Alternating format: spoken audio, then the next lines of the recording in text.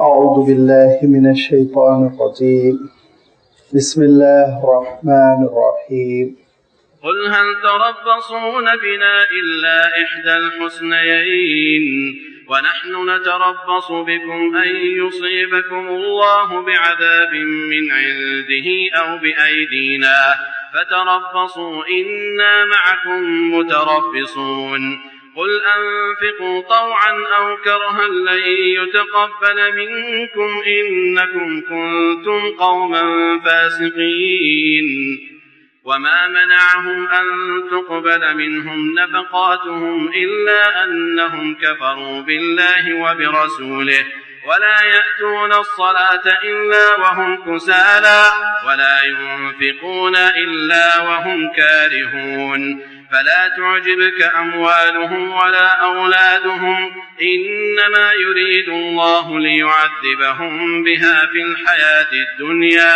وتزهق أنفسهم وهم كافرون ويحلفون بالله إنهم لمنكم وما هم منكم ولكنهم قوم يفرقون لو يجدون ملجأ أو مغارات أو مدخلا لولوا إليه وهم يجمحون ومنهم من يلمزك بالصدقات فإن أعطوا منها رضوا وإن لم يعطوا منها إذا هم يسخطون ولو أنهم رضوا ما آتاهم الله ورسوله وقالوا حسبنا الله سيؤتينا الله من فضله ورسوله إنا إلى الله راغبون صدق الله العظيم.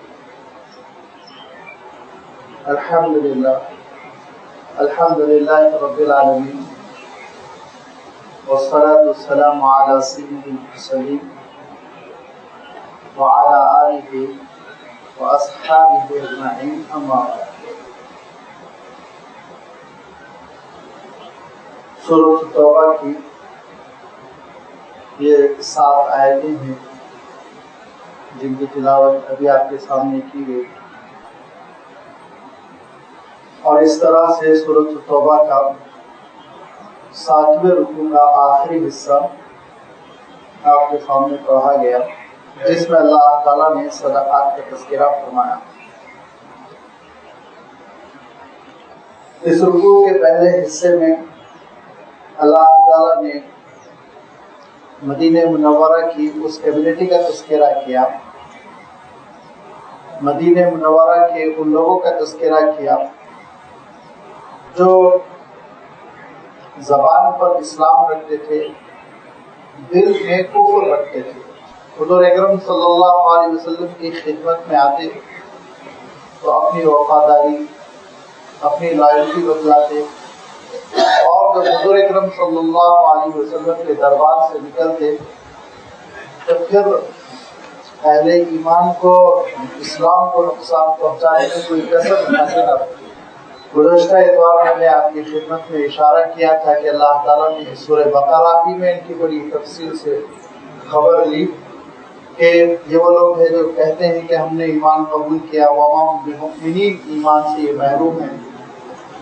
یہ وہ لوگ ہیں جن سے کہا جاتا ہے کہ سچا ایمان قبول کرو تو کہتے ہیں ہم احمقوں کی طرح ایمان قبول نہیں کریں گے کہ گھر بار لٹا دیں، دکان لٹا دیں، یہ سب ہم نہیں کریں گے۔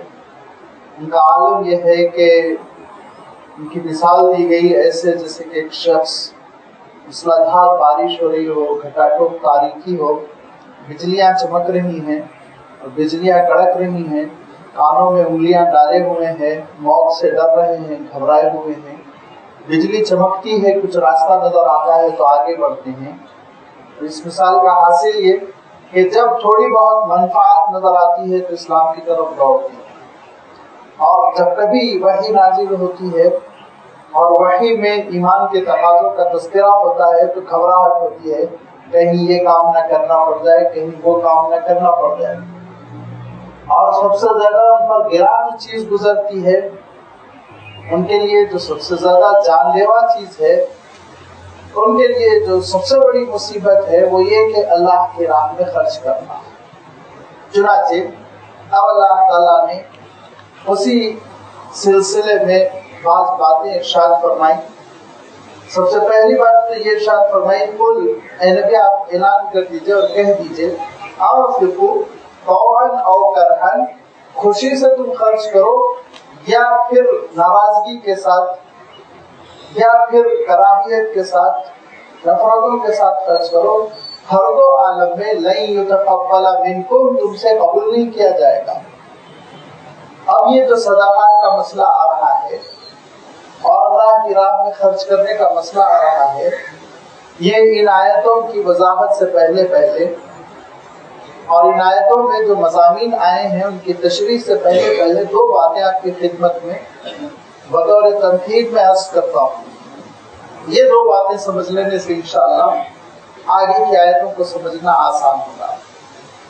نمبر ایک، انفاق، جس کا اللہ تعالیٰ نے یہاں فعل، جس کو فعل امر کہتے ہیں عربی میں، جو حکم دینے کے لیے استعمال کیا جاتا ہے، اس کا استعمال فرمایا، انفقوا، انفاق کرو، خرچ کرو۔ اسلام کی بنیاد انفاق پر ہے، اسلام کا مزاج جو ہے وہ انفاق ہے۔ اب اسلام نے امساک کو ناپسند کیا ہے۔ امساک یعنی روک کر رکھنا، تھامے رکھنا۔ میں پھر اپنے الفاظ دہراؤں گا تاکہ کوئی غلط فہمی نہ ہو۔ اسلام نے انفاق کو پسند کیا اور اسلام کی بنیاد انفاق پر ہے، اور امساک کو ناپسند کیا۔ میں یہ نہیں کہہ رہا ہوں ناجائز ہے، میں یہ نہیں کہہ رہا ہوں حرام ہے، میں یہ نہیں کہہ رہا ہوں مکروہ تحریمی ہے، لیکن آپ پورے قرآن مجید کا مطالعہ گہرائی کے ساتھ کر لیں، تدبر و تفکر کے ساتھ کر لیں، اور پوری حضور اکرم صلی اللہ علیہ وسلم کی سیرت کا مطالعہ کر لیں اور پورے صحابہ کے حالات آپ پڑھ لیں، تو آپ ضرور اس نتیجے پہ پہنچیں گے کہ انسان کو روکے رکھنے کو بہت زیادہ اسلام نے پسند نہیں کیا۔ نہ ناجائز کہا جا رہا ہے، نہ حرام، نہ مکروہ تحریمی، نہ مکروہ، پسند بہرحال نہیں کیا۔ ترغیب اسی پر دلائی گئی، پسند اسی کو کیا گیا کہ خرچ کرو، خرچ کرو، خرچ کرو۔ اتنا اللہ تعالیٰ نے قرآن مجید میں خرچ کرنے کی تاکید فرمائی، اتنا مثالوں کے ساتھ کہ اگر تم ایک دانہ خرچ کرو گے اس سے ایک پودا نکلے گا، اس کی 7 بالیاں ہوں گی، ہر بالی پہ 100 دانے ہوں گے، اور 700 دانے بھی کیا ہے تم کو، اور واللہ یضاعف لمن یشاء، جتنا چاہے اللہ اضافہ فرما دے۔ اور خرچ کرنے والے کی مثال ایسے جیسے ایک اونچے ہل اسٹیشن پہ اس نے کھیتی کی ہو، تھوڑی سی بھی بارش ہو جائے، شبنم بھی گر جائے تو اس سے بہت قیمتی سرمایہ وجود میں آ جاتا ہے، وغیرہ وغیرہ۔ پھر حضور اکرم صلی اللہ علیہ وسلم کا معاملہ، حضور اکرم صلی اللہ علیہ وسلم فرماتے تھے کہ اگر مجھے احد کے پہاڑ کے برابر سونا مل جائے تو پھر وہ دن گزر کر رات نہیں آ پائے گی کہ میں سب کا سب خرچ کر دوں گا اور کل کے لیے اٹھا کے نہیں رکھوں گا۔ اور حضور اکرم صلی اللہ علیہ وسلم ایک رات بڑی بے چینی کے ساتھ رات بھر نماز پڑھتے رہے۔ تو گھر والوں نے پوچھا، اللہ کے رسول آپ کا معمول تو ابتدائی شب میں آرام کرنے کا ہے، آپ صلی اللہ علیہ وسلم عشاء کے ساتھ آرام فرمایا کرتے تھے، اور آدھی رات گزر جانے کے بعد پھر تہجد کے لیے آپ صلی اللہ علیہ وسلم قیام فرماتے تھے۔ تو آج کہا معمول کے خلاف آپ نے ابتدائی شب سے عبادت شروع کر دی، قیام اللیل، تہجد، کھڑے ہو کر نماز پڑھ رہے ہیں۔ تو حضور اکرم صلی اللہ علیہ وسلم ارشاد فرماتے ہیں کہ اصل میں تھوڑا سا سونا وہ گھر میں رہ گیا تھا، چند دینار گھر میں رہ گئے تھے، اور مجھے گھبراہٹ تھی کہ اس عالم میں میری موت آ جائے کہ میرے گھر میں دینار ہو تو میں اللہ کو کیا منہ دکھاؤں، اسی لیے میں رات کو نماز پڑھتا رہا۔ مزاج یہ تھا حضور اکرم صلی اللہ علیہ وسلم کا۔ تو پہلی بات تو یہ کہ اسلام کی بنیاد انفاق پر ہے، خرچ کرنے پر ہے۔ بہت تذکرہ ہے، اتنا تذکرہ ہے قرآن مجید میں کہ وہ ٹاپک پہ اگر آپ اس کو سمجھنا چاہیں تو 6-7 گھنٹے ان آیتوں کی تشریح میں لگے گی۔ دوسری بات یہ کہ اس خرچ کرنے کے لیے اللہ تعالیٰ نے قرآن مجید میں صدقے، صدقات، صدقۃ یہ لفظ اختیار فرمایا۔ صدق آپ جانتے ہیں سچائی کے لیے کہتے ہیں، صدق کا لفظ صادق سچے کو کہتے ہیں۔ حضرت ابوبکر صدیق رضی اللہ تعالیٰ عنہ کو آپ جانتے ہیں صدیق اسی لیے کہا گیا، بہت حضور اکرم صلی اللہ علیہ وسلم کی تصدیق کرتے تھے، حضور اکرم صلی اللہ علیہ وسلم کے ہر بات مینوان تسلیم کر لیتے تھے.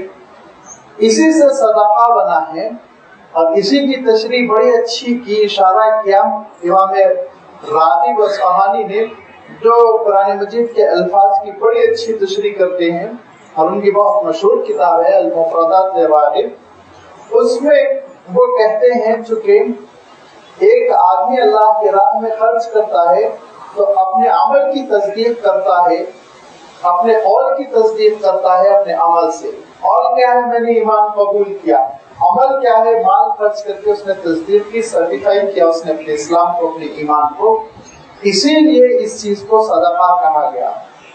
یتحرى قوله بفعله، یہ انہوں نے استعمال کیا لفظ کہ وہ صدقے کے ذریعے سے اپنے ایمان کی تصدیق کرتا ہے، اسی لیے صدقے کو صدقہ کہا گیا. لہذا آپ دیکھیں گے کہ اللہ تعالیٰ نے یہاں پر بھی قرآن مجید کے مختلف مقامات پر، حضور اکرم صلی اللہ علیہ وسلم نے اپنے ارشادات میں مختلف مقامات پر اللہ کی راہ میں خرچ کرنے کو صدقۃ سے تعبیر فرمایا. لہذا آپ صدقۃ کی تشریح ذہن میں رکھیں کہ اللہ کی راہ میں خرچ کرنا، اور اللہ کی راہ میں خرچ کرنا ایسا ہوتا ہے گویا انسان اپنے ایمان اور اپنے اسلام کی تصدیق کرواتا ہے، اسی لیے اس کو صدقہ کہا جاتا ہے. اب جب حضور اکرم صلی اللہ علیہ وسلم نے سفر کی بات کہی اور یہ فرمایا کہ تبوک کے مقام پر چلنا ہے، اور یہ ارشاد فرمایا دشمن بہت ہی زبردست ہے، بڑی تعداد میں ہے اور منظم ہے. جب حضور اکرم صلی اللہ علیہ وسلم نے یہ فرمایا کہ سر سے کفن باندھ کر چلنا ہے، بہت ممکن ہے واپسی نہ ہو، اللہ کی راہ میں شہادت ہو جائے، اور یہ فرمایا کہ ہر شخص کو چلنا ہے جس کے اندر چلنے کی صلاحیت ہے، وہ صحت مند ہے، سواری ہے، تو بس ہر شخص کو نکلنا ہے. تو اس موقع پر حضور اکرم صلی اللہ علیہ وسلم کی خدمت میں بھاگ بھاگ کے وہ لوگ آنے لگے جن کے بارے میں ابھی میں نے کہا کہ دل میں تو کفر چھپا ہوا تھا، زبان پر اسلام، اور اصطلاح عام میں ان کو منافق کہتے ہیں. یہ منافقین حضور اکرم صلی اللہ علیہ وسلم کی خدمت میں آتے اور مختلف قسم کے عذر پیش کرتے، مختلف قسم کے عذر پیش کرتے. کوئی کہتا میرے گھر میں طبیعت خراب ہے، کوئی صاحب کہتے کہ اس وقت میرے پاس ایک رتی پیسہ نہیں ہے، کیسے میں نکل سکتا ہوں. کوئی کہتا بہت پیٹ میں درد ہے، پیر میں درد ہے.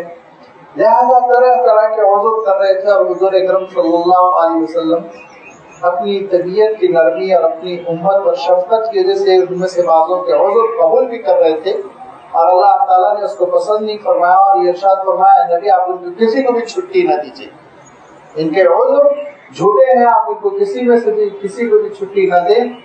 اسی موقع پہ کچھ لوگ آتے اور یہ کہتے اللہ کے رسول ہم تو چل نہیں سکتے، بڑے مسائل ہیں، بڑی پریشانیاں ہیں، یہ دیکھیے ہم تھوڑا کچھ لے کر آئے ہیں آپ کی خدمت کے لیے، اور 100-200 روپے دے کر چھٹکارا حاصل کرنا چاہتے تھے.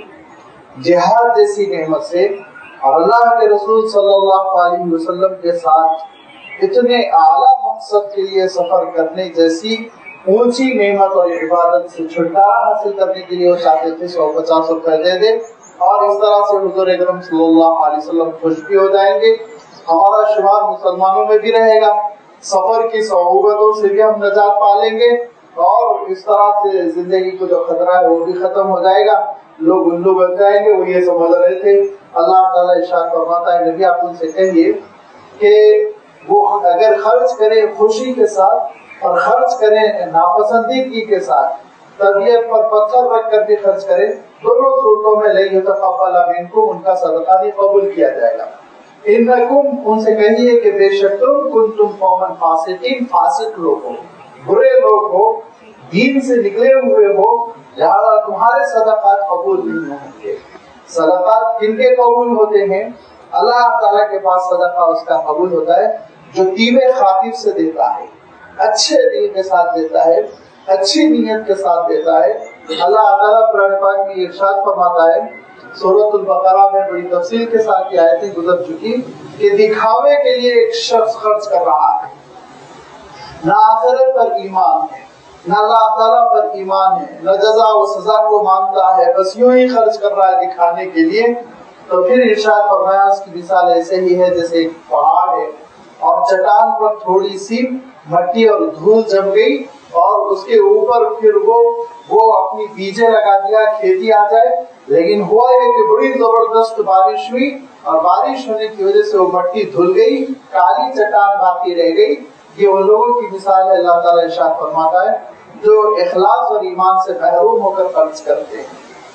اس کا حاصل یہ ہے کہ یہ خرچ کر رہے ہیں دکھاوے کے لیے اور اس کی وجہ سے وہ خوش بھی ہو رہے ہیں, لیکن جب آخرت کی بارش ہوگی تو کالا سا ان کا دل باقی رہ جائے گا اور ان کے حصے میں کوئی چیز نہیں آئے گی.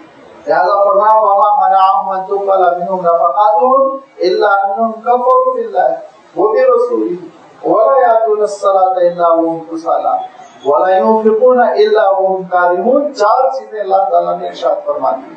وَمَا مَنَعَهُمْ أَن تُقْبَلَ مِنْهُمْ نَفَقَاتُهُمْ, کس چیز نے منع کیا کہ ان کے صدقات قبول کیے جائیں؟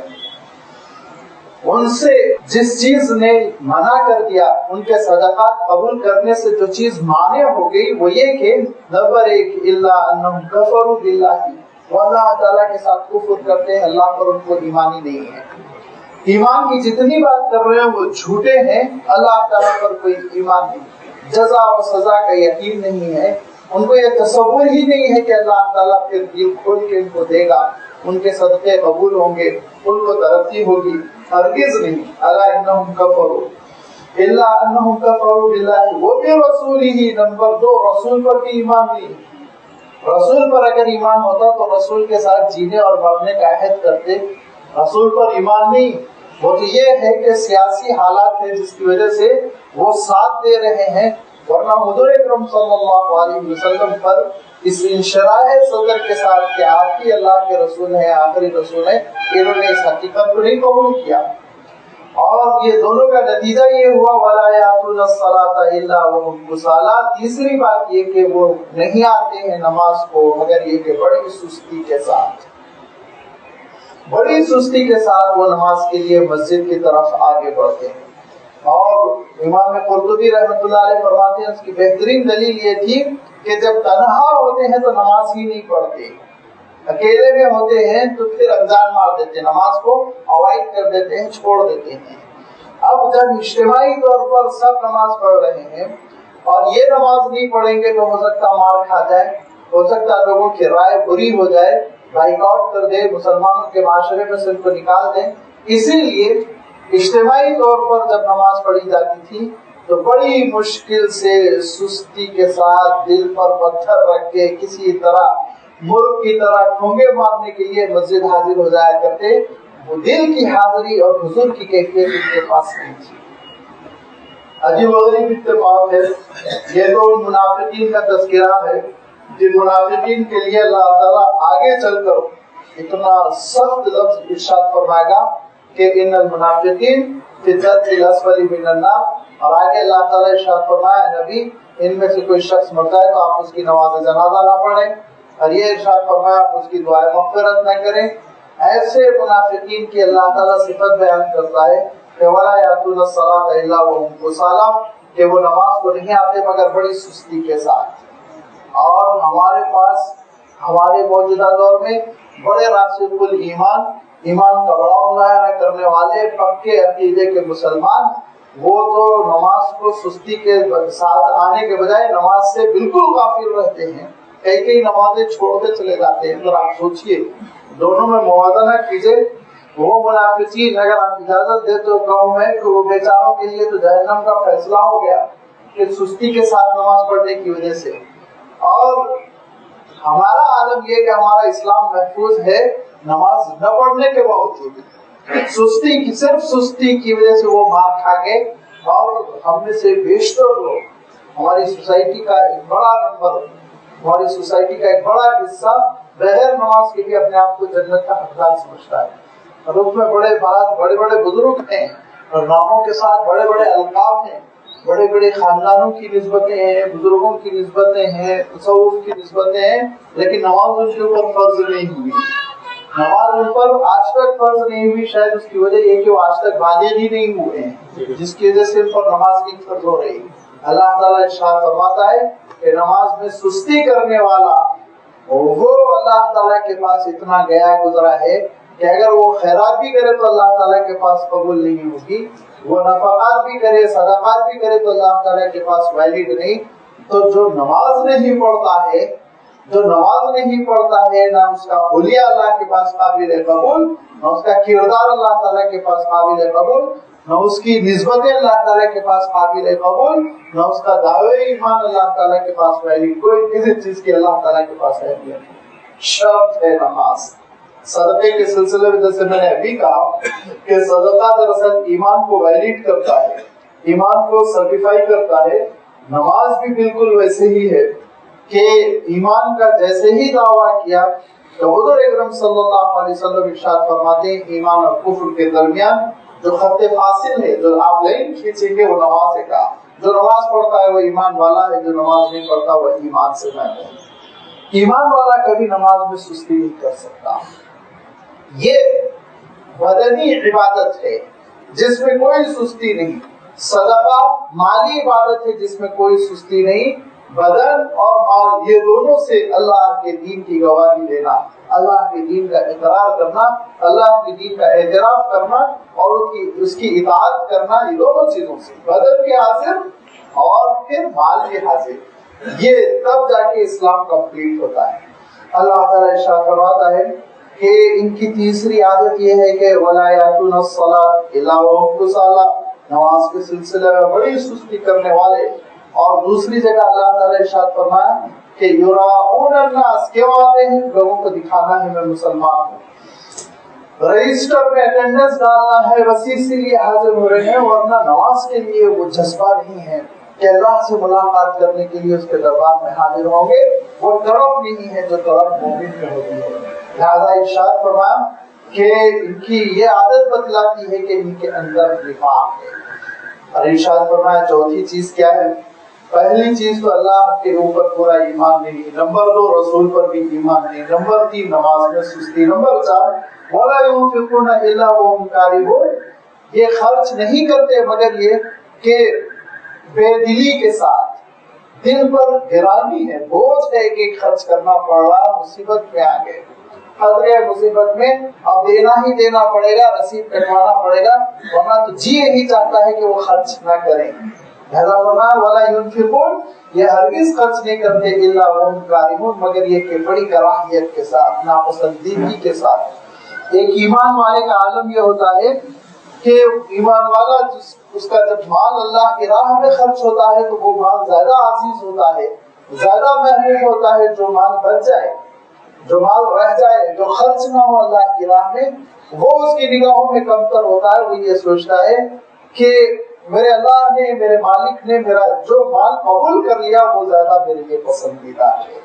اور ان منافقین کا عالم یہ تھا کہ جو خرچ ہو گیا تھوڑا بہت، لاکھوں میں سے 50 روپے انہوں نے دے دیے، 100 روپے کیا دے دیے، اور اس کے اوپر ان کے دل پر بڑا پتھر پڑا ہوا ہے، بڑی بے چینی ہے، خرچ کرنا پڑا، پیسوں کو بچا بچا کے رکھ رہے ہیں، اور پیسوں کے بچانے کی وجہ سے امیر ہو گئے ہیں، سودی کاروبار کر رہے ہیں، غریبوں سے کما رہے ہیں، اور اس کے بعد سے پھر وہ سینہ تان کے چلتے ہیں۔ تو فرمایا فَلَا تُعْجِبْكَ أَمْوَالُهُمْ وَلَا أَوْلَادُهُمْ، کہ نہ ان کی دولت اور نہ ان کی آل اولاد اور ان کا خاندان، کوئی بھی چیز آپ کو ایسا نہ ہو کہ بھلی لگ جائے، اچھی لگ جائے کہ بڑے کھاتے پیتے ہو گئے یہ لوگ اور بڑے مرفع الحال ہے، بڑا کنبا ان کا۔ نہیں، فرمایا انما یرید اللہ لیعذبہم بہا فی الحیاۃ الدنیا، اللہ تعالیٰ چاہتا ہے کہ انہی چیزوں کے ذریعے سے اللہ تعالیٰ ان کو دنیا کی زندگی میں عذاب دے، دنیا کی زندگی میں اللہ تعالیٰ ان کو انہی چیزوں کے ذریعے سے عذاب دے۔ اور سب سے بڑا جو عذاب ہے اس کا تذکرہ خود اللہ تعالیٰ نے کر دیا۔ سب سے بڑا عذاب یہ ہے وَتَذْهَبَ أَنفُسُهُمْ وَهُمْ كَافِرُونَ، کہ تڑپ کے ان کی جان نکلے گی اور اس عالم میں نکلے گی، وہ منکر رہیں گے، کافر رہیں گے۔ جس کو ایک عارف باللہ، اللہ کے ایک ایسے بندے جن کو بڑی معرفت حاصل تھی، انہوں نے اپنے الفاظ میں یوں بیان کیا کہ وہ اپنے فرزند کے ساتھ ایک بادشاہ سے ملنے گئے۔ اب بادشاہ، ان کا محل، ان کی حویلی اور ان کا لڑکا چھوٹا سا سے مراد یہ کہ اس کی وہ تربیت نہیں ہوئی، जिस तरह होनी चाहिए, लिहाजा उन्होंने अपने वालिद से कहा आपको आपका जी नहीं करता कि इतना बड़ा आपका भी महल हो, ऐसी आपकी भी हवेली हो? तो उन्होंने कहा नहीं बेटा मेरा जी नहीं करता। कहा क्यों? बोले जब मैं मरूंगा तो बहुत अफसोस होगा ना, इतना बड़ा महल छोड़कर जा रहा हूँ, जो झोपड़ी छोड़कर जाऊंगा तो ज्यादा अफसोस नहीं होगा, तड़पूंगा नहीं मैं, लेकिन महल छोड़ूंगा तो बहुत तड़पता रहूंगा कि इतना बड़ा महल बनाया था छोड़ के जाना पड़ रहा है। उड़ते हुए उनकी जानें निकलेंगी, तड़पते हुए उनकी जानें निकलेंगी और इस हालत में वो काफिर कुफ्र करते हुए वो मरेंगे। अल्लाह ताला इरशाद फरमाता है एक अज़ाब की शक्ल तो इन मुनाफिकीन के लिए इनकी अपनी दौलत, इनकी अपनी औलाद ये साबित होगी कि बड़ी नापसंदीदगी के साथ उनको छोड़ना पड़ेगा। और फिर ये भी इरशाद फरमाया मुफस्सिरीन ने कि अज़ाब में इसलिए इजाफा होगा कि ना ज़कात देते हैं, ना खर्च करते हैं, ना औलाद की दीन पर तरबियत करते हैं, लिहाजा क़यामत के दिन ये मुसीबत बनकर खड़े हो जाएंगे। ये भी इरशाद फरमाया कि इस माल को जमा करने के लिए और औलाद के दरमियान खुश रहने के लिए वो दीन के खिलाफ चल रहे हैं, हुज़ूर अकरम सल्लल्लाहु अलैहि वसल्लम की बात नहीं मान रहे हैं, आप सल्लल्लाहु अलैहि वसल्लम की नाफरमानी कर रहे हैं ताकि दुनिया दुनिया दुनिया मिल जाए, औलाद मिल जाए, दौलत मिल जाए। तो इसके लिए उनको जो कोशिशें करनी पड़ रही है, तगोदो करनी पड़ रही है, घरों में छुपना पड़ रहा है, खर्च करने के लिए बुलाया जाए तो मुंह छुपाना पड़ रहा है, ये सब भी एक उनके लिए मुसीबत है, उनके लिए एक अज़ाब है। चुनांचे इरशाद फरमाया कि इनका आलम ये वयहलिफूना बिल्लाहि इन्नहुम लमिनकुम, कसम खा खा के कहते हैं कि हम तुम्हारे साथ हैं, लेकिन अल्लाह ताला इरशाद फरमाता है वमा हुम मिनकुम, हरगिज़ ये तुम्हारे साथ नहीं है, झूठे हैं, वलाकिन्नहुम कौमुन यफ़रहून, डरपोक है ये डरपोक है। अल्लाह ताला इरशाद फरमाता है कि वो मक्के के लोग अच्छे थे जो कम से कम डरपोक तो नहीं थे, खुल के उन्होंने मुखालिफत की थी और उन्होंने साफ कहा था हमको इस्लाम नहीं समझ में आ रहा, हम कबूल नहीं करेंगे। ये बुज़दिल इन लोगों का आलम ये है कि इनके अंदर इतनी गैरत भी नहीं है कि अपने पिछले दीन ही के लिए लड़ लें और ये कहें कि हमको नहीं समझ में आ रहा, हम आपके साथ नहीं रहेंगे, हम आपकी मुखालिफत करेंगे नहीं। इतने गए गुजरे हैं कि घबराते हैं, डरते हैं और डर की वजह से इस्लाम का ऐलान करते हैं और हमेशा ये समझते हैं कि इस तरह से हम अपने आप को बचा लेंगे, लेकिन अल्लाह ताला इरशाद फरमाता है अपने आप को नहीं बचा पाएंगे। इनकी मिसाल शुतुरमुर्ग की है। शुतुरमुर्ग की क्या मिसाल होती है? रेगिस्तान में शुतुरमुर्ग का जब शिकारी पीछा करने लगता है तो आप जानते हैं शुतुरमुर्ग तो बहुत बड़ा होता है, गधे के बराबर होता है, तो दौड़ता है इधर उधर और जब अपने आप को छुपा नहीं पाता तो अपने सर को किसी बिल में छुपा लेता है और बिल में मुंडी डालने के बाद वो ये समझता है मैं पूरा का पूरा छुप गया और उसके बाद बड़ी आसानी से शिकार उसको अपना शिकार बना लेता है और वो फिर बेचारा बर्बाद हो जाता है। अल्लाह ताला इरशाद फरमाता है इनका भी आलम यही है, लव यजिदून मलजअन औ मगारात औ मुदखला, ये इनको अगर कोई पनाहगाह मिल जाए, कोई किला मिल जाए, कोई ड्योढ़ी मिल जाए, उस जमाने में बड़े किले बने हुए थे मदीने के अतराफ छोटे छोटे जिनमें पनाह लेते थे, और मगारात या कोई गार मिल जाए जिसमें घुस जाए, और मुद्दखलन, मुद्दखल कहते हैं दाखिल होने की जगह, लेकिन आप इसका तर्जुमा चाहे तो यूं कर ले कोई बिल मिल जाए इनको जिसमें ये सर घुसा सकते हैं तो सर घुसा लेंगे, और ऐसा भागेंगे इस बिल की जानिब, इस गार की जानिब और इस पनाहगाह की जानिब जैसे कि घोड़ा अपनी डोरी तोड़कर, अपना लगाम तोड़कर बेकाबू होकर भागता है। यजमाऊन कहते हैं, जवाहा कहते हैं घोड़ा बेकाबू होकर भागे, लगाम तोड़कर भागे। लिहाजा अल्लाह ताला इरशाद फरमाता है कि इन मुनाफिकीन का आलम ये है कि ये कोई इनको पनाहगाह मिल जाए, इस्लाम से हटकर इस्लाम पर अमल न करने के लिए, इस्लाम से बचने के लिए इनको कोई सहारा मिल जाए, कहीं कोई यहूदी मिल जाए, कहीं कोई काफिर मिल जाए, कोई कहीं से इनको रूम का लश्कर मिल जाए, रूम के सिपाही मिल जाए, तो इनका आलम ये होगा किसी भी गड्ढे में, किसी भी बिल में, किसी भी गार में अपना मुंह दाखिल करके अपने आप को बचाने की कोशिश करेंगे। और उसकी मिसाल ये कि इन्होंने मस्जिद कुबा के करीब एक मस्जिद बना ली और उस मस्जिद में छुप कर बैठे हुए हैं, वहां बैठे हुए हैं कि ये कह के कि भाई हम तो मस्जिद में हैं, और उस मस्जिद को उन्होंने निफाक की सरगर्मियों का हेडक्वार्टर बना लिया है, मरकज बना लिया और उसमें पड़े हुए हैं। लेकिन आगे चल के उनकी हकीकत खुली तो अल्लाह ताला इरशाद फरमाता है इनका आलम ये है कि ये ٹھکانہ ڈھونڈ رہے ہیں، پناہگاہ ڈھونڈ رہے ہیں، تدبیریں کر رہے ہیں کہ اسلام سے بچ جائے، اطاعت سے بچ جائے، اسلام کے مطالبوں سے بچ جائے، حضور اکرم صلی اللہ علیہ وسلم کی دعوت سے بچ جائے، حضور اکرم صلی اللہ علیہ وسلم جو تربیت فرما رہے ہیں اس سے بچ جائیں، کہیں بھی بھاگ جائیں، کسی طرح کسی گڑھے میں پناہ لے لیں۔ وَمِنْهُمْ مَن يَلْزِمُكَ فِي الصَّدَقَاتِ، ان میں سے بعض ایسے بھی ہیں جو صدقات کے سلسلے میں اے نبی آپ پر عیب دھرتے ہیں، آپ پر طعنہ زنی کرتے ہیں۔ ان کا عالم یہ کہ ان میں سے ایک شخص آ رہا ہے، حضور اکرم صلی اللہ علیہ وسلم کی خدمت میں بیٹھ رہا ہے اور اس کے بعد کہہ رہا ہے کہ اتنے صدقے جمع ہو گئے اور آپ انصاف نہیں کرتے۔ حضور اکرم صلی اللہ علیہ وسلم نے ارشاد فرمایا خدا کی قسم اگر میں انصاف نہ کروں تو دنیا میں کوئی انصاف کرنے والا نہیں۔ کیا چاہیے تجھ کو؟ اس نے کہا مجھے یہ چاہیے، مجھے یہ چاہیے۔ اس کے بعد اٹھ کر چلا گیا۔ حضور اکرم صلی اللہ علیہ وسلم ارشاد فرماتے ہیں کہ اس کی نسل سے تم دیکھنا وہ لوگ پیدا ہوں گے جن کے حلق کے نیچے قرآن مجید نہیں جائے گا اور جو ہمیشہ ایمان والوں کے خلاف لڑتے رہیں گے۔ وہی شخص تھا جس کی نسل سے خوارج پیدا ہوئے، وہ خوارج جنہوں نے آگے چل کے پھر حضرت علی رضی اللہ تعالیٰ عنہ کو شہید کیا۔ یہ منہم من یلزمک فی الصدقات، بعض ایسے بھی ہیں جو آپ پر عیب دھرتے ہیں، طعنہ زنی کرتے ہیں صدقات کے سلسلے میں۔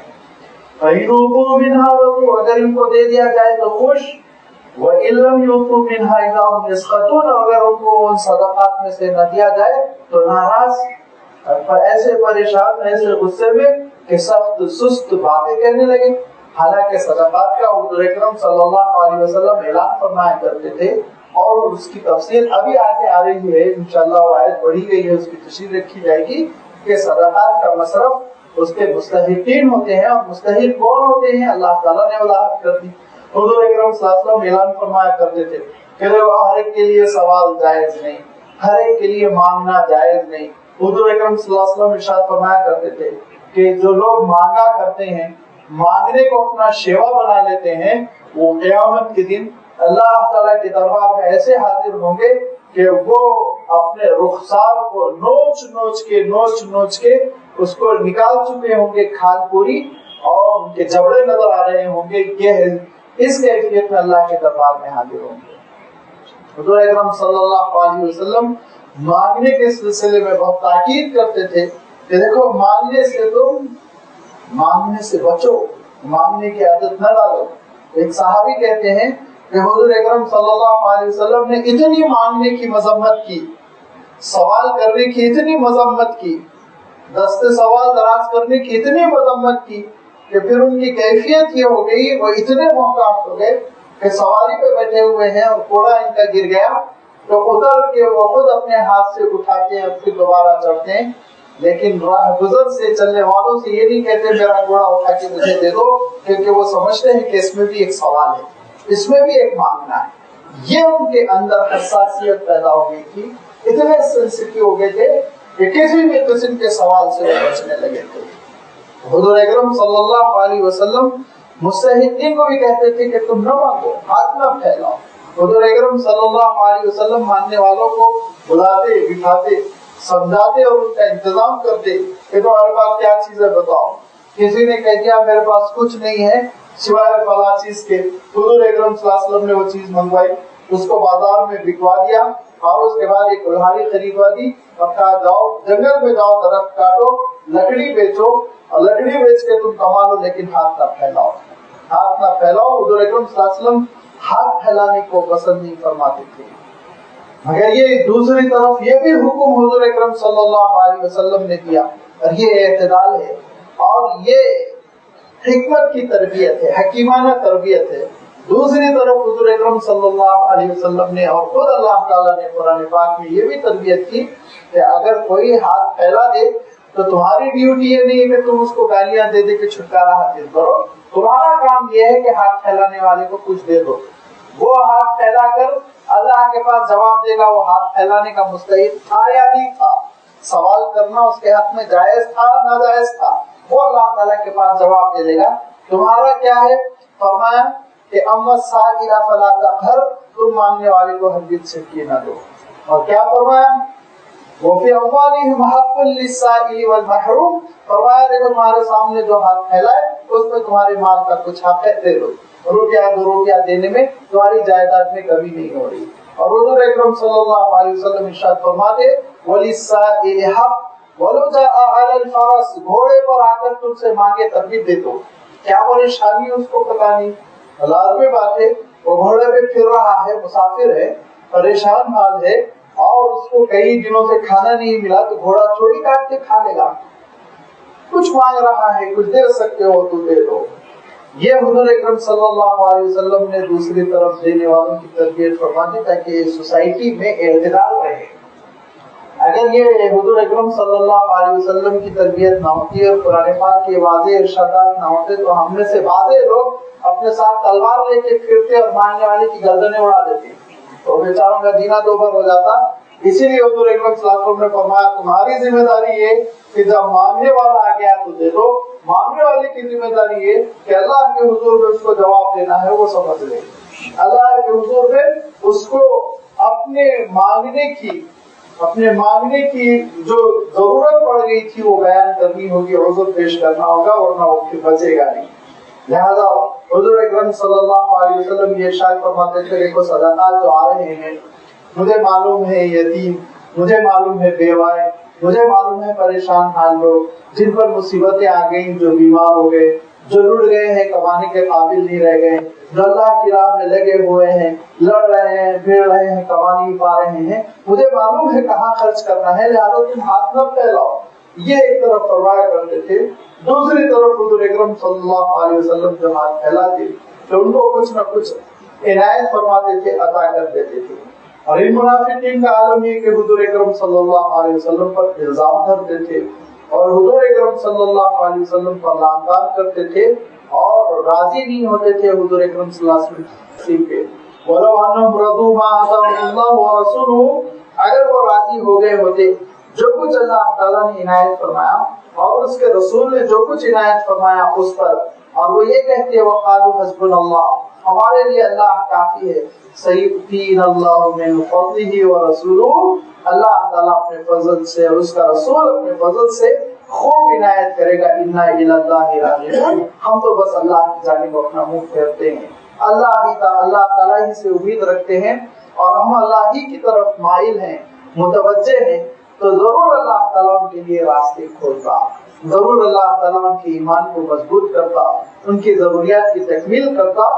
اللہ تعالیٰ کا عالم یہ ہے کہ وہ اپنی مخلوق کی ضروریات کی ایسے تکمیل کرتا ہے کہ زمین تو زمین، سمندر کی تہ میں پڑے ہوئے کیڑوں کو بھی وہ غذا دیتا ہے. وَمَا مِن دَابَّةٍ فِي الْأَرْضِ إِلَّا عَلَى اللَّهِ رِزْقُهَا، سب کی رزق کی ذمہ داری وہ مولا لے چکا ہے. لہذا کیوں انسان پریشان ہوتا ہے، کیوں انسان گھبراتا رہتا ہے؟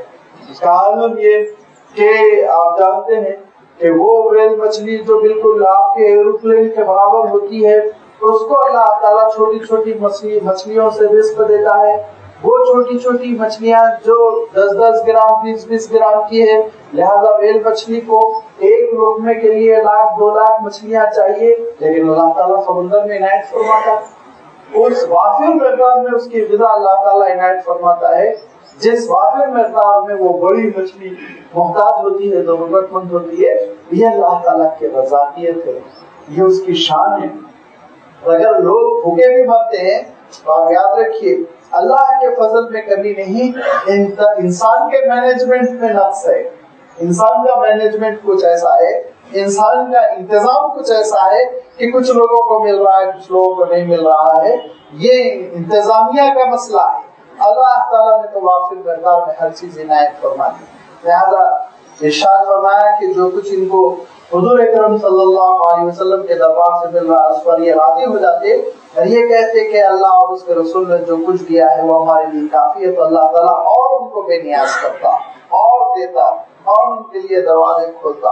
اور رہے صدقے، وہ صدقہ بالخصوص جو واجب ہے جس کو ہم اور آپ زکوٰۃ کہتے ہیں، تو فرمایا انما الصدقات للفقراء والمساکین والعاملین علیہا والمؤلفۃ قلوبہم وفی الرقاب والغارمین وفی سبیل اللہ وابن السبیل. فرمایا کہ یہ زکوٰۃ 8 ایسے مد ہیں جن میں دی جائے گی.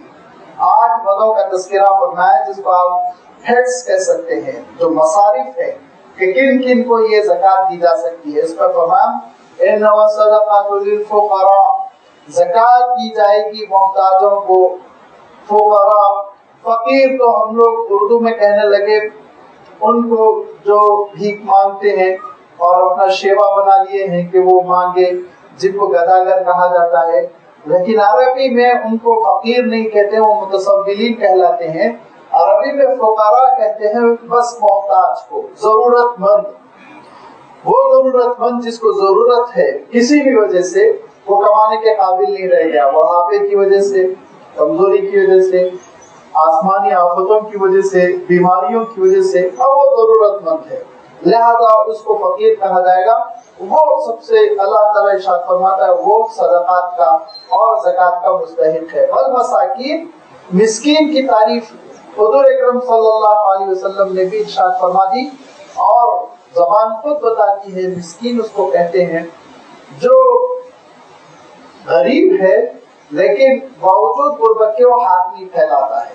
اس کے بارے میں اللہ تعالیٰ خود قرآن پاک میں ارشاد فرماتا ہے لا یسألون الناس الحافا، لوگوں سے وہ مانگا نہیں کرتے، چھپے ہوئے زندگی بسر کرتے ہیں، اپنی مصیبتوں کو وہ خود نبھانے کی کوشش کرتے ہیں، اس کو مسکین کہتے ہیں، جس کو آپ اردو میں نادار کہہ سکتے ہیں، ضرورت مند.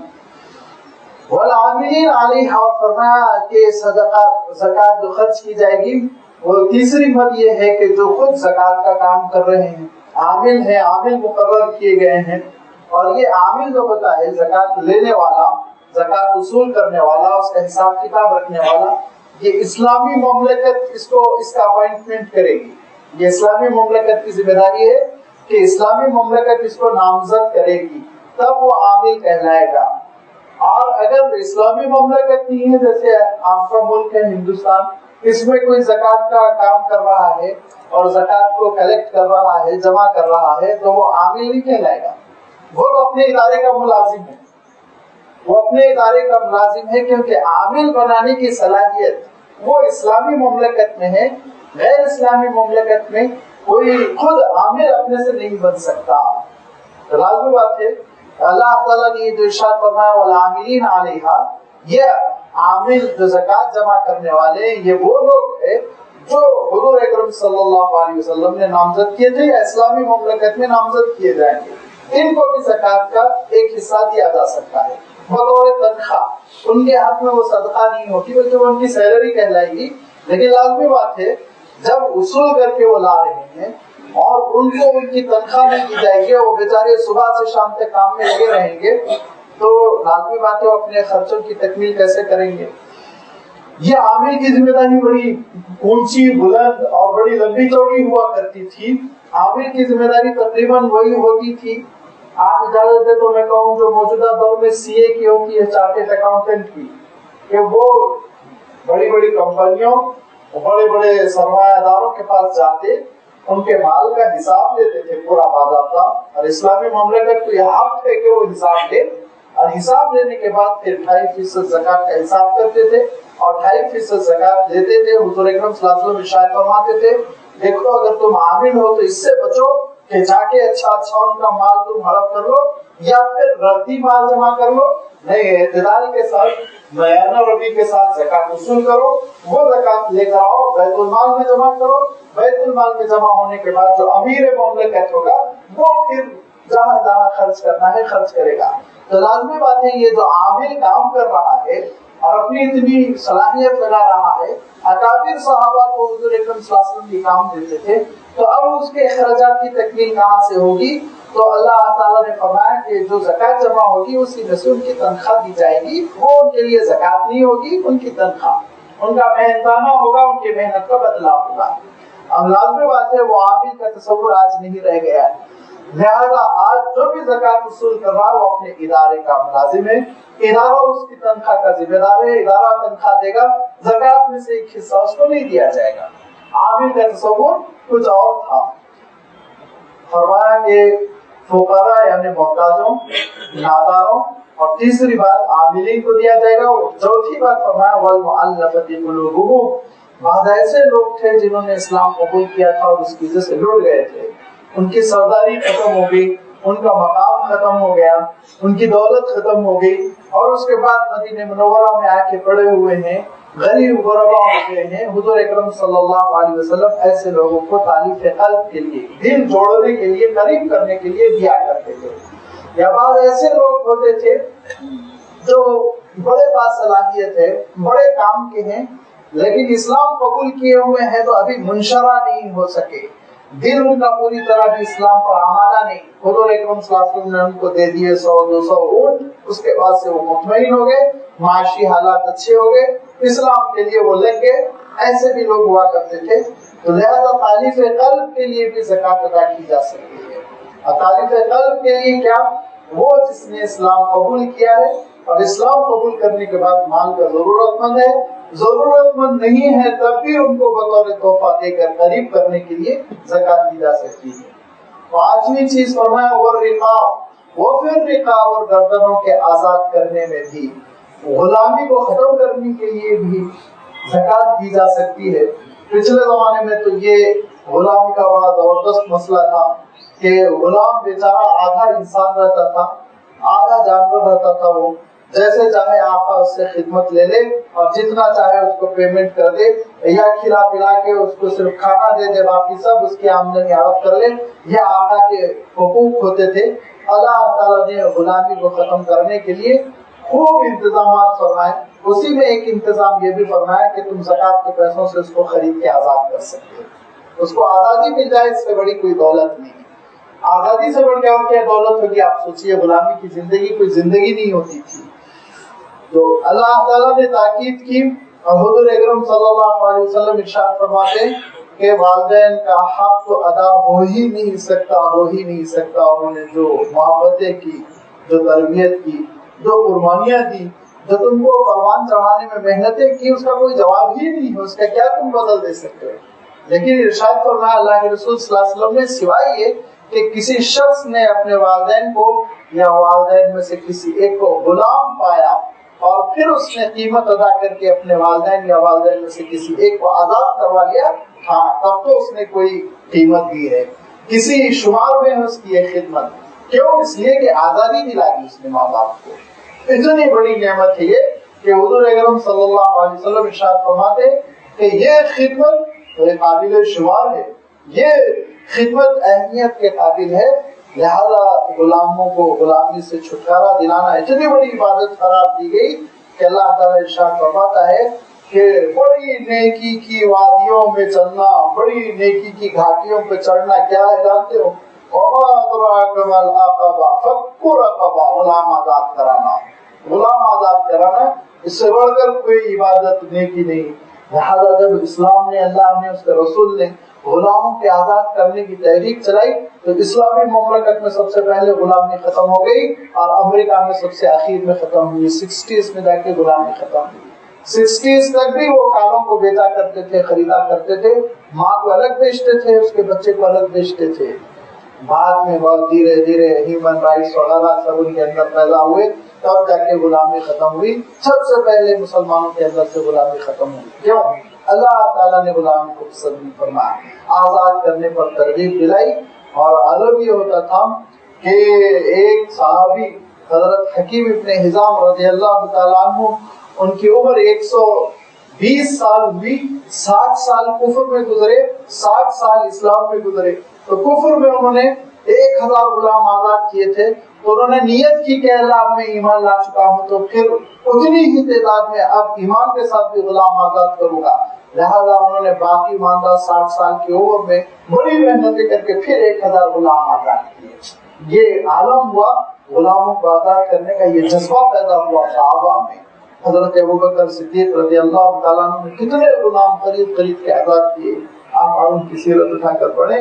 لہذا فرمایا وفر رقاب، غلاموں کو آزاد کرنے میں بھی زکوٰۃ خرچ کی جا سکتی ہے۔ اب آپ سوچیں گے کہ اب تو غلامی کا دور ہی ختم ہو گیا ہے، غلاموں کو خریدنا، ان کو آزاد کرنا تو ممکن ہی نہیں رہ گیا ہے۔ نہیں، اب بھی عمل کی گنجائش ہے، اب بھی عمل کی گنجائش ہے۔ مفسرین حضرات فرماتے ہیں کہ اب بھی اگر کوئی قیدی قید میں پڑا ہوا ہے تو اس کو قید سے نجات دلانا، ایسے نجات دلانے کے لیے پیسے خرچ کرنا اسی مت میں ہوں گے. کیوں؟ جیل کی زندگی بھی تقریباً غلامی کی زندگی ہے، وہی کیفیت ہے. اس کی گردن پھنسی ہوئی ہے. ہو سکتا وہ مجرم رہا ہو اور اس کے بعد پھر وہ نادم ہو چکا ہو سکتا وہ مجرم نہ ہو، زبردستی اس کو پھانسا گیا. موجودہ دور میں تو مجرم کم جیلوں میں اور نیک معصوم لوگ زیادہ جیلوں میں پھنسے ہوئے ہیں، بلا کسی سبب کے پھنسے ہوئے ہیں. موجودہ دور میں تو دین پر عمل کرنے کی وجہ سے لوگ جیلوں میں پھنسے ہوئے ہیں، نمازیں پڑھنے کی وجہ سے، داڑیاں رکھنے کی وجہ سے جیلوں میں پھنسے ہوئے ہیں. تو ایسے موقع پر جیل سے رہائی دلانے کے لیے زکوٰۃ کی مد سے خرچ کرنا اسی مد میں شمار کیا جائے گا. رشوے کی انشاءاللہ اللہ کی ذات سے ابھی امید ہے وہی اجر عنایت فرمائے گا جو غلام کو آزاد کرنے میں. والغارمین، اور ارشاد فرمایا جو قرض کے بوجھ تلے دب گئے ہیں، مقروض ہو گئے ہیں، بہت قرضے ہو گئے ہیں، وہ قرض داروں کو بھی، مقروض لوگوں کو بھی قرض سے نجات دلانے کے لیے اگر ان کو دیا جائے، یہ بھی زکوٰۃ سے کیا جا سکتا ہے. یہ بھی اللہ تعالیٰ ارشاد فرماتا ہے ایک کھیل ہے، ایک مد ہے کہ انسان قرض لے لیتا ہے اپنی ضروریات کی وجہ سے. بعض لوگوں کو تو بلا وجہ عادت رہتی ہے قرض لینے کی، لیکن اکثر لوگ اپنی ضروریات، اپنی پریشانی کی وجہ سے قرض لیتے ہیں. تو ایسے جو قرض لے کر پریشان ہو گئے، ادا نہیں کر پا رہے ہیں، مقروض ہے، بیماری کے لیے انہوں نے قرض لے لیا تھا، تجارت کرنے کے لیے، تجارت فلاپ ہو گئی، انہوں نے قرض لے لیا تھا کچھ آشیانہ بنانے کے لیے، اب ادائیگی کی وہ صلاحیت نہیں ہو پا رہی، لہذا ان کے قرضوں کی ادائیگی کے سلسلے میں بھی زکوٰۃ خرچ کی جا سکتی ہے اور زکوٰۃ کے ذریعے سے آپ ان کی مدد کر سکتے ہیں. یہ قرض لازمی بات ہے، بڑی ناپسندیدہ چیز نہیں ہے، اس سے احتیاط کرنا چاہیے. لیکن قرض تو حضور اکرم صلی اللہ علیہ وسلم بھی لے لیا کرتے تھے. کیونکہ قرض کیا ہے؟ قرض یہ ہے کہ انسان یہ سوچتا ہے مستقبل میں فلاں جگہ سے پیسے آنے والے ہیں، وہاں سے یہ پیسے آنے والے ہیں، لہٰذا آج مبادلہ لے لو، میں کل کے دن ادا کر دوں گا. کبھی کبھی حالات ایسے ہو جاتے ہیں کہ انسان وعدہ ایفا نہیں کر پاتا، پریشانیوں میں پھنس جاتا ہے. لہٰذا ایسے موقع پر اگر مقروض کی مدد کی جائے تو بہت ہی کار ثواب ہے. حضور اکرم صلی اللہ علیہ وسلم نے حضرت بلال رضی اللہ تعالیٰ عنہ کو یہ کہہ رکھا تھا کہ بلال، جو میرے پاس سوال لے کر آئے تو مدد کرنا تمہاری ذمہ داری ہے، تم میرے پاس جو بھی چیز ہو وہ لے لیا کرنا.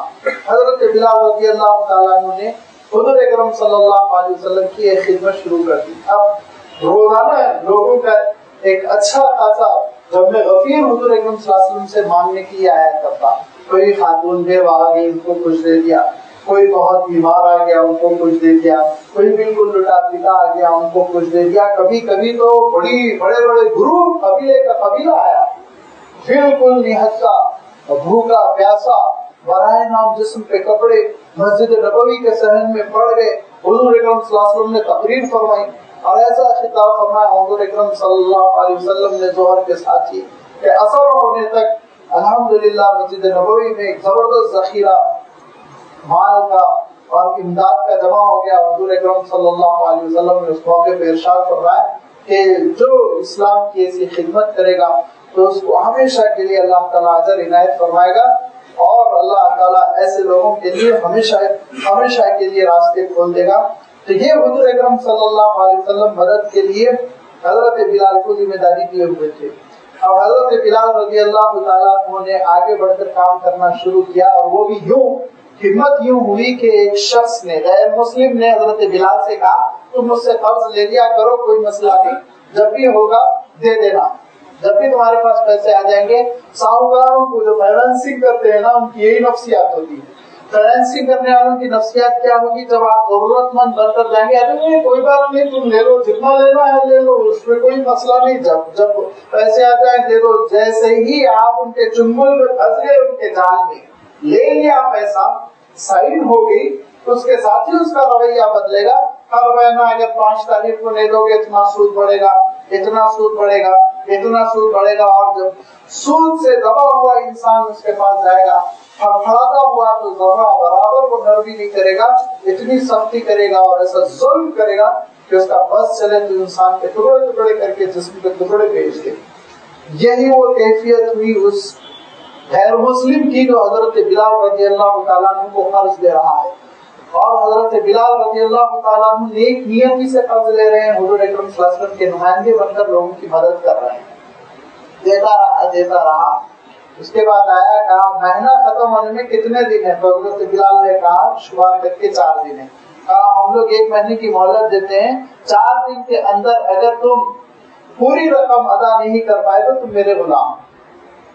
اور اس نے یہ تہیہ کیا تھا، اس نے یہ ارادہ کیا تھا کہ بلال کو غلام تھے، ان کو اتنا بڑا مقام کیسے مل گیا، لہذا دوبارہ ان کو غلام بنایا جائے. اس نیت کے ساتھ اس نے کام. اور اس کے بعد سے حضرت بلال رضی اللہ تعالیٰ عنہ عشاء کی اذان دینا بھول گئے، اتنا بوجھ تھا، ادھر دوڑے ادھر دوڑے، لیٹ ہوئے. حضور اکرم صلی اللہ علیہ وسلم نے طلب کیا، کہا بلال کیوں تاخیر ہوئی اذان دینے میں، کیا مسئلہ ہوا؟ تو حضرت بلال رضی اللہ تعالیٰ عنہ نے کہا کہ اللہ کے رسول پوری حقیقت یہ ہے، پورا قصہ یہ ہے کہ لوگ آپ کے پاس سوال کرنے کے لیے آتے ہیں، آپ کے پاس نہیں ہے، آپ ہر ایک کو دیتے ہیں، لہٰذا جب آپ کے پاس کوئی چیز نہیں ہوتی، آپ کی چیز کوئی میرے پاس نہیں ہوتی تھی تو میں فلاں شخص سے قرض لیا کرتا تھا. قرض لیتے لیتے اتنا قرض ہو گیا، اس کا حساب بتایا تو 4 اونٹ پر جو غلہ آتا ہے وہ حساب ہو رہا تھا. تو حضور اکرم صلی اللہ علیہ وسلم نے کہا ٹھیک ہے کوئی مسئلہ نہیں، اللہ تعالیٰ مدد کرنے والا ہے، بلال تم پریشان نہ ہو. حضرت بلال کہتے ہیں کہ رات بھر مجھے نیند نہیں آئی، ہر تھوڑی دیر پہ میں جاگتا تھا، اور میں نے حضرت بلال کہتے ہیں اور میں نے فرار ہونے کے لیے اپنا سامان باندھ لیا کہ صبح ہوتے ہوتے فرار ہو جاؤں، ورنہ تو یہ پھر مجھے غلام بنا لے گا. لہذا اس تیاری کے ساتھ سو رہا ہوں کہ صبح ہوتے ہوتے یہاں سے نکل جانا ہے، بھاگ جانا ہے. لیکن تہجد کے وقت حضور اکرم صلی اللہ علیہ وسلم کا نمائندہ آیا اور کہا کہ بلال آپ کو اللہ کے رسول بلا رہے ہیں. میں حضور اکرم صلی اللہ علیہ وسلم کی خدمت میں پہنچ گیا. حضور اکرم صلی اللہ علیہ وسلم نے کہا وہ دیکھو کیا ہے. وہاں دیکھا میں 4 اونٹ ہے جو بدے ہوئے ہیں. حضور نے فرمایا راتوں رات فلاں بادشاہ نے میری خدمت پہ تحفے بھیجے ہیں، یہ 4 اونٹ ہے اور ان پر پورا غلہ لدا ہوا ہے، بلال تم یہ لے جاؤ اور اس کا قرضہ ادا کرو. اللہ تعالیٰ نے تمہارے قرضے کی ادائیگی کا انتظام فرمایا. یہ قرضے انسان کر لیتا ہے کچھ اوقات اور اس کو اندازہ نہیں ہوتا کہ وہ پیمنٹ کر پائے گا بھی کہ نہیں کر پائے گا. لیکن اللہ تعالیٰ ارشاد فرماتا ہے کہ مقروض کی تم مدد کرو، تم کو انشاءاللہ ثواب ملے گا. پہلے تو حضور اکرم صلی اللہ علیہ وسلم اتنا ناپسند فرماتے تھے کہ نماز جنازہ پڑھانے کے لیے جب آگے بڑھتے تو پلٹ کے پوچھتے اس پہ قرضہ ہے، لوگ کہتے جی یہ مقروض بنا، تو کہتے تم لوگ اپنے بھائی کی نماز پڑھ لو، آپ چلے جاتے تھے. لیکن پھر حضور اکرم صلی اللہ علیہ وسلم نے فوراً اپنا رویہ تبدیل کر دیا اور نماز جنازہ پڑھنے کے لیے آگے بڑھتے اور پوچھتے قرضہ ہے تو کہتے جی اللہ کے رسول اس پہ قرضہ ہے، تو کہتے ہیں کہ اس کا مال تو اس کے ورثہ میں رہے گا، اس کا قرضہ میں ادا کروں گا. پھر نماز پڑھایا کرتے تھے، نماز پڑھا کرتے تھے. یہ شفقت اللہ کے رسول صلی اللہ علیہ وسلم کی امت پر. لہٰذا اللہ تعالیٰ نے مد رکھ دی کہ جو مقروض ہے مقروض کی مدد زکات سے بھی کی جا سکتی ہے. اور 7ویں چیز فرمایا وہ فی سبیل اللہ، وہ جو اللہ کی راہ میں خالص ہو چکے ہیں، اللہ کی راہ میں نکلے ہوئے ہیں اور اللہ کی دین کی خدمت کے لیے یکسو ہو چکے ہیں، ان کے اوپر بھی زکات خرچ کی جا سکتی ہے.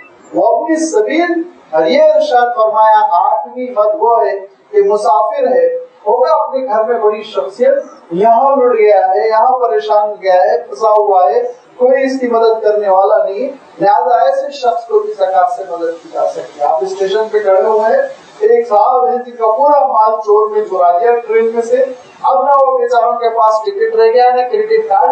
اب تو مسئلہ یہ ہے کہ اگر وہ ٹرین میں سفر کرے بھی تو ٹکٹ لیس، وہ بیچارے گرفتار ہو جائے. لازمی بات ہے ایسے شخص کو زکات دی جا سکتی ہے، اگر وہ اپنے گھر پہ کروڑ روپے کیوں نہ ہو، بہت ممکن ہے وہ بعد میں واپس کر دے، لیکن فی الحال زکات سے اس کی مدد کی جا سکتی ہے. پچھلے زمانے میں تو مسافر بہت ہی زیادہ مدد کے مستحق ہوا کرتے تھے، قافلے لوٹ جایا کرتے تھے، بھٹک جایا کرتے تھے، اور وہ آپ سوچ لیجیے چیک کا کارڈ کا وغیرہ وغیرہ یہ سب کا تصور بھی نہیں تھا. جو دولت ہوتی تھی وہ ظاہری ہوتی تھی. لہٰذا اللہ تعالیٰ ارشاد فرماتا ہے 8ویں مد کے طور پر وہ اپنی سبیل اور مسافروں پر بھی زکات خرچ کی جا سکتی ہے. یہ 8 وہ مد ہیں، 8 وہ شخصیتیں ہیں جن کو زکات دی جا سکتی ہے. نمبر 1 محتاج، नंबर 2 नादार, नंबर 3 ज़कात को कलेक्ट करने वाला आमिल, नंबर 4 तारीफ कल्ब के लिए इस्लाम से करीब करने के लिए, नंबर 5 गर्दनों को आजाद करने के लिए, और नंबर 6 कर्जदारों के लिए, और नंबर 7 अल्लाह की राह में लगे हुए लोगों के लिए, नंबर 8 मुसाफिरों के लिए। फरीज़तुम मिनल्लाह, देखो ये ज़कात अल्लाह की जानिब से फरीज़ा है, तो वो फरीज़ा है, आयत कर दिया गया है, इसमें तो तुम सुस्ती नहीं कर सकते। इसमें सुस्ती करोगे तो फिर जिसका अल्लाह ताला ने पिछली आयतों में तज़किरा फरमाया कि यही सोना चांदी दागे जाएंगे जिसके जरिए से तुम्हारी पेशानियों को, पुश्तों को, पीठों को, पहलू को दागा जाएगा, जलाया जाएगा, झुलसाया जाएगा। और हुजूर अकरम सल्लल्लाहु अलैहि वसल्लम ने बहुत तफसील के साथ अज़ाब जहन्नम का तज़किरा फरमाया उन लोगों के लिए जो ज़कात के सिलसिले में डंडी मारते हैं। ये तो फर्ज है, वाजिब है, इसमें तो कोई सुस्ती नहीं होनी चाहिए, इसमें कोई कोताही नहीं होनी चाहिए, इसमें कोई ढीले नहीं होने चाहिए। ये पूरा पूरा इंसान अदा करे तो उसका माल भी पाक होगा, उसका ईमान भी फिर मजबूत होगा, आखिरत में उसका अंजाम भी बेहतर होगा। बाकी है कि मैं आपकी खिदमत में पहले ही रख चुका हूँ कि मिजाज तो इस्लाम का खर्च करना है, इंफाक है, हाथ रोक के रखना है, इस्लाम का मिजाज नहीं है। लेकिन बहरहाल जो रोकना चाहे तो रोके, लेकिन ज़कात पर सुस्ती न करे। वल्लाहु अलीमुल हकीम, बेशक अल्लाह ताला बहुत इल्म रखने वाला, बहुत ही हिकमत रखने वाला है, उसकी शरीयत पे हिकमत पर मबनी है, और उसने माल की इस तक़सीम के जरिए से इंसानी जिंदगी को एक एहतराम दिया। अगर ज़कात की सही तक़सीम हो जाए तो गुर्बत का तसव्वुर खत्म हो जाए, लोग गरीब न रहता है। आज से 60 साल पहले ही मौलाना अबुल कलाम आजाद ने कह दिया, आज तक उनके जुमले को दोहराया जा रहा है कि मुसलमानों की 2 चीज अगर ठीक ठाक हो जाए तो फिर मुसलमानों में गुर्बत न रह जाए। नंबर 1 वक्त की जायदादें ठीक ठाक हो जाए, नंबर 2 ज़कात ठीक ठाक हो जाए, तो फिर यहाँ तो मांगने का सवाल ही नहीं, सबका मसला हल हो जाए। लेकिन ये दोनों चीजों में आप जानते हैं कि किस कदर बेईमानियां, किस कदर नाजायज पर्दे और किस कदर नाजायज उमूर है, जिसकी वजह से आज ये सारी मुसीबतें हैं। आगे चल के अल्लाह ताला ने मुनाफिकीन की हुजूर अकरम सल्लल्लाहु अलैहि वसल्लम के खिलाफ एक और साजिश का तज़किरा फरमाया कि किस तरह हुजूर अकरम सल्लल्लाहु अलैहि वसल्लम के साथ ये गुस्ताखी करते थे, बदतमीजी करते थे, और उसका अंजाम उनको कैसे भुगतना पड़ेगा। इंशाअल्लाह उन आयतों की तिलावत आइंदा आपकी खिदमत में की जाएगी और उसकी तशरीह की जाएगी। अल्हम्दुलिल्लाह रब्बिल आलमीन।